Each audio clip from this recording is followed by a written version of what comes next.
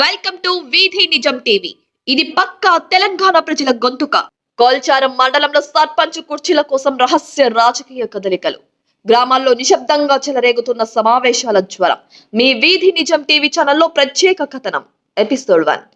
ప్రజలను మాయ చేసే నేతలకు పోలీస్ స్టాప్. గ్రామాభివృద్ధి అజెండా అంటున్న యువత. ఎన్నికల ముందు హడావిడి, తర్వాత కనుమరుగైన గ్రామీణుల్లో మేల్కొన్న అవగాహన. ఎన్నికలప్పుడే పలకరింపులు. గ్రామాల్లో పెరుగుతున్న నారాజు. యువత కొత్త నాయకత్వం కోసం సిద్ధం. ఏమ్రా మల్లిగ నుంచి మల్లన్న చాయ్ తాగవ వరకు నాయకుల అకస్మాత్తు ఆప్యాయతపై చర్చలు. మెదక్ జిల్లా నర్సాపూర్ నియోజకవర్గం కోల్చారం మండలంలోని 21 గ్రామ పంచాయతీల్లో స్థానిక సంస్థల ఎన్నిక వేడి ముందుగానే మొదలైంది. సర్పంచ్ పదవి కోసం ఆశావాహులు ఎక్కువగా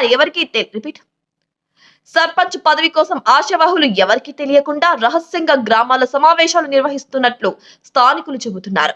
గ్రామ సభల్లో ప్రజలను పలకరించని కొంతమంది నాయకులు ఎన్నికలు దగ్గర పడుతుండగానే ఒక్కసారిగా ఇంటింటికి తిరుగుతూ తామే గ్రామాభివృద్ధికి కట్టుబడి ఉన్నామంటూ మాటలు వినిపించడం ప్రజల్లో చర్చానీయాంశమైంది.